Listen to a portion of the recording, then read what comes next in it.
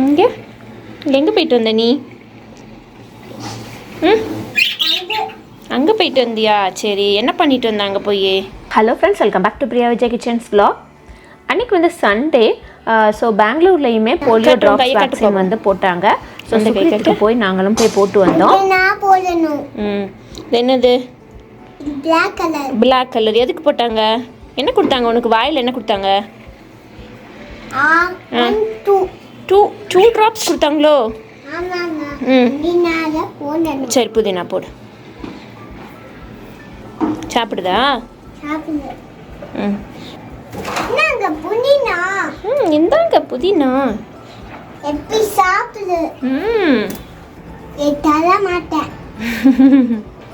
பார்த்து கையை கடிச்சு வச்சுடாம.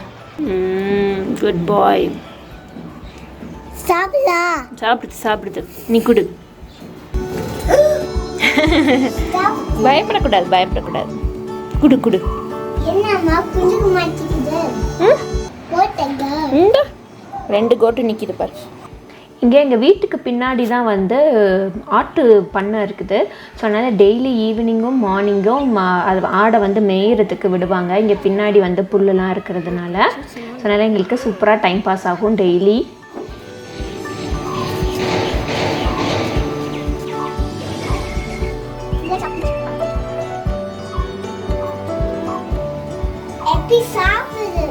எப்படி சாப்பிடுதா? சூப்பராக சாப்பிடுது என்ன தங்கம். அப்புறம் அன்றைக்கி காலையில் வந்து பிரேக்ஃபாஸ்ட் வந்து ரொம்பவே ஒரு சிம்பிளான ஒரு ப்ரெட் ஜாம் வச்சு முடிச்சுட்டு மதியத்துக்கு வந்து சிக்கன் 65யும் அப்புறம் இதில் என்ன இருக்குதுன்னு பார்த்தீங்கன்னா பிரியாணியும் நான் பண்ணியிருந்தேன். ஸோ நிறையா பேர் வந்து பிரியாணி ரெசிபி போடுங்கக்கான்னு சொல்கிறீங்க. ஸோ கண்டிப்பாக அடுத்த விலாக் இல்லைனா அதுக்கு அடுத்த விலாகில் நான் கண்டிப்பாக பிரியாணி ரெசிபி ஷேர் பண்ணுறேன்.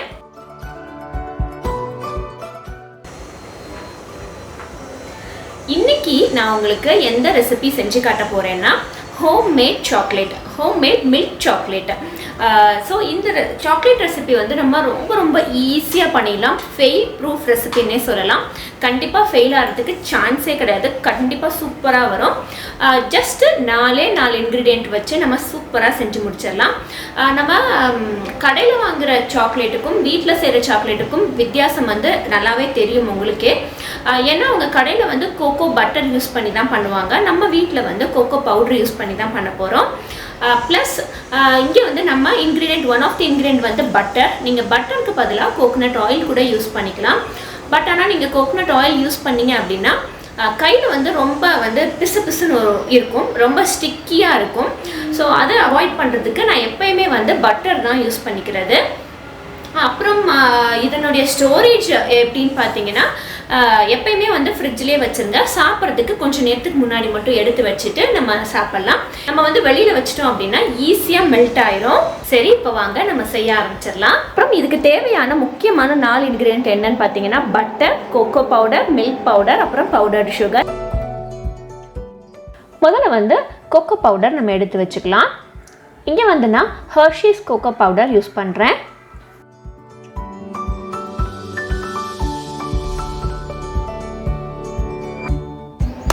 இது காலின்னு நினைக்கிறேன். ஸோ இது காலியாகிடுச்சு. ஸோ நான் இதிலேருந்து எடுத்துக்கலாம். எப்போ யூஸ் பண்ணாலுமே நல்ல ஒரு பிராண்டடான கோகோ பவுடராக யூஸ் பண்ணுங்கள். ஸோ அப்படின்னா தான் அந்த ரெசிபி வந்து நல்ல ரிச்சாக வரும் உங்களுக்கு.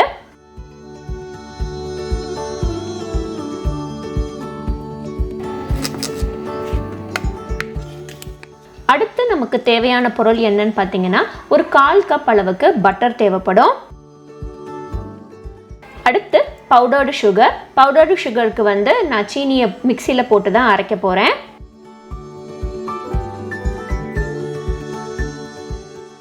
இங்கே வந்து கொஞ்சம் சீனி நான் அதிகமாகவே போட்டு பவுடர்டு சுகர் ரெடி பண்ணி வச்சுக்குவேன். ஸோ அடுத்து நம்ம எந்த ரெசிபிஸ் வேணும்னாலுமே நம்ம இதை அப்படியே டேரெக்டாக யூஸ் பண்ணிக்கலாம். ஒவ்வொரு தடவையும் போட்டு அரைக்கணும்னு அவசியம் இல்லை.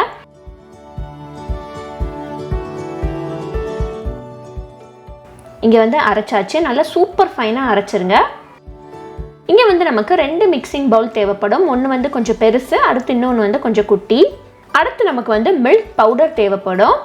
ஸோ இது வந்து கார்ன்ஃப்ளவர் மாவு, இது வந்து மில்க் பவுடர். மில்க் பவுடருமே நல்லா வந்து ஒரு பிராண்டடான மில்க் பவுடராக எடுத்துக்கோங்க. நல்லா சூப்பர் ஃபைனாக இருக்கிற மில்க் பவுடராக எடுத்துட்டோன்னா உங்களுக்கு வந்து சூப்பராக இருக்கும். அடுத்து இங்கே தேவையான 4 இன்க்ரீடியண்ட்டுமே ரெடியாக இருக்குது. கோகோ பவுடர், பவுடர்டு சுகர், அப்புறம் மில்க் பவுடர், வெண்ணெய். இப்போ நம்ம செய்ய ஆரம்பிச்சிடலாம்.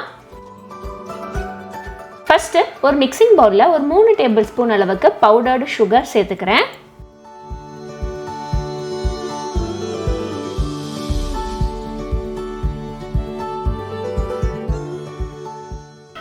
அடுத்து cocoa powder 2 tablespoon cocoa powder.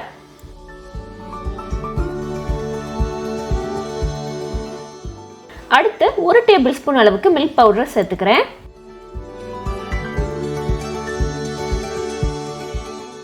இதெல்லாத்தையும் ஒரு தடவை நல்லா மிக்ஸ் பண்ணி விட்டுக்கலாம். மிக்ஸ் பண்ணி விட்டுட்டு இப்போ வந்து நம்ம இதை நல்லா சலிச்சு எடுத்துக்கலாம்.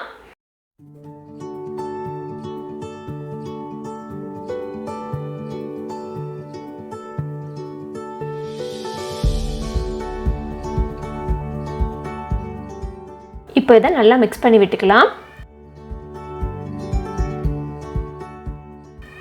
அடுத்து இங்கே வந்து வெண்ணிலா எசன்ஸ் தேவைப்படும். நான் சொல்ல மறந்துட்டேன், ஒரு அரை டீஸ்பூன் அளவுக்கு நமக்கு வெண்ணிலா எசன்ஸ் தேவைப்படும். அடுத்து நம்ம சாக்லேட் வந்து டபுள் பாயிலிங் மெத்தடில் தான் நம்ம பண்ண போகிறோம். ஸோ அதுக்கு வந்து இந்த மாதிரி ஒரு சாஸ்பேன் எடுத்துருக்கிறேன். அடுத்து ஒரு பெரிய பவுல் எடுத்து வச்சுருந்தீங்க இல்லையா, அந்த பவுலை வந்து இந்த சாஸ்பேனில் வச்சு பாருங்கள். அடியில் வந்து தண்ணி கொஞ்சம் கூட ஒட்டவே கூடாது. தண்ணி வந்து டச் பண்ணாத அளவுக்கு நீங்கள் தண்ணி ஊற்றிக்கோங்க. அதே மாதிரி சாஸ்பேனுமே கொஞ்சம் ஹைட்டான சாஸ்பேனை நீங்கள் எடுத்துக்கிட்டீங்க அப்படின்னா தண்ணி வந்து ரொம்ப அளவாக ஒட்டாது உங்களுக்கு. ஸோ இந்த பவுல் வந்து இப்படி இருக்கட்டும். ஸோ உங்களுக்கு வந்து கரெக்டாக டச் ஆகலை. ஸோ பவுல் வைக்கிறதுக்கு முன்னாடி தண்ணி வந்து கொதிக்கட்டும். கொதிச்சதுக்கப்புறமா நம்ம பவுல் வச்சுக்கலாம். தண்ணி இப்போ நல்லா கொதிக்க ஆரம்பிச்சிருச்சு. இப்போ நம்ம பவுலை வச்சிடலாம். எடுத்து வச்சிருந்த 1/4 கப் வெண்ணெயை இதில் நான் சேர்த்துக்கிறேன். வெண்ணெய் அந்த சூட்டுக்கே நல்லா இலக ஆரம்பிச்சிரும்.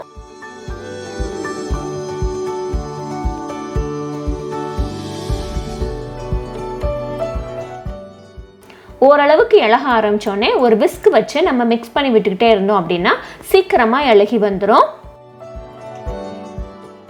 இப்போ வெண்ணெய் வந்து நல்லா கம்ப்ளீட்டாக மெல்ட் ஆகிடுச்சு. இதில் வந்து நம்ம ட்ரை இன்க்ரீடியன்ட்ஸை ஆட் பண்ண போகிறோம். நம்ம மிக்ஸ் பண்ணி வச்சுருந்ததை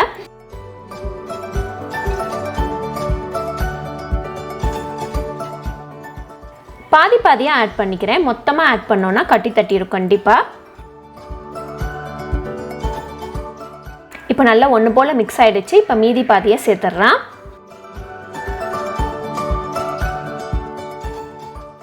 நல்லா ஓரங்கள் எல்லாத்தையும் சுரண்டு விட்டு கிண்டி விட்டுக்கோங்க. இல்லைன்னா ஓரத்தில் வந்து ஒட்டிக்கும்.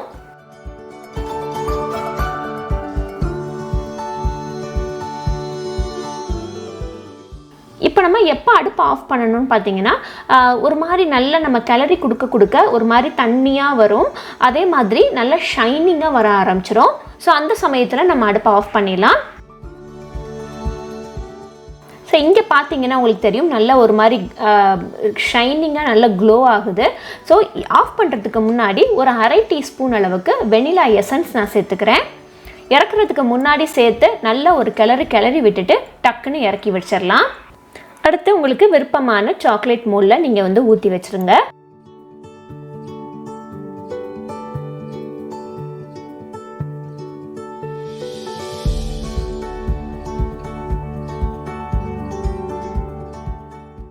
எல்லா மோல்டுக்கும் ஊற்றினதுக்கப்புறம் 2 தட்டு தட்டிட்டு அதில் இருக்கிற ஏர் பபிள்ஸ் ஏதாச்சும் இருந்துச்சுன்னா ரிலீஸ் பண்ணுறதுக்காக 2 தட்டு தட்டிட்டு நம்ம அதை அப்படியே ஃப்ரிட்ஜில் தூக்கி வச்சிடலாம்.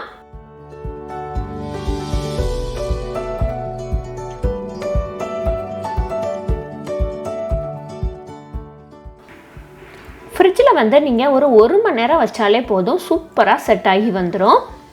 ஃப்ரீசரில் வைக்கணும்னு கூட அவசியம் இல்லை. உங்களுக்கு இன்னும் சீக்கிரமாக செட் ஆகணும் அப்படின்னா நீங்கள் ஃப்ரீசரில் கூட தாராளமாக வச்சுக்கலாம். நான் இங்கே வந்து ஃப்ரிட்ஜில் தான் வச்சுருக்கிறேன். ஒரு 1 மணி நேரம் இப்படியே இருக்கட்டும்.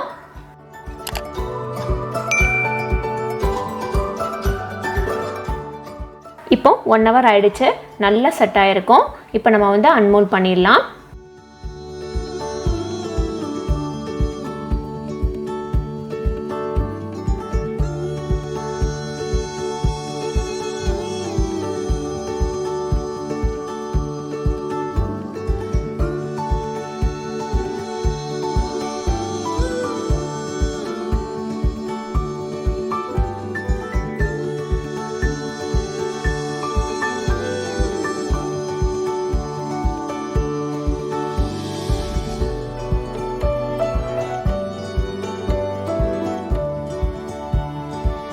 ஸோ நமக்கு சூப்பராக சாக்லேட் நம்ம ரெடி பண்ணியாச்சு. சூப்பராக அந்த ஷேப்லாம் பாருங்கள், அதில் உள்ளே இருக்கிற அந்த லைன் கூட உங்களுக்கு வந்து சூப்பராக தெரியுது. ஸோ வந்து இப்போ நம்ம இதை டேஸ்ட் பண்ணி பார்க்கலாம்.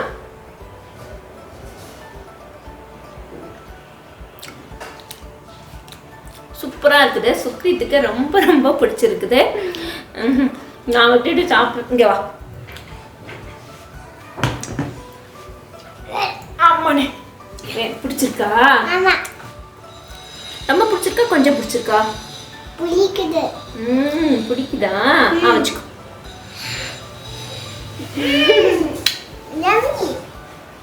கட்டாயம் இந்த ரெசிபி உங்கள் வீட்டில் ட்ரை பண்ணி பாருங்கள். கண்டிப்பாக உங்களுக்கும் நல்லா வரும், சூப்பராக வரும். நீங்கள் தைரியமாக பண்ணி பாருங்கள்.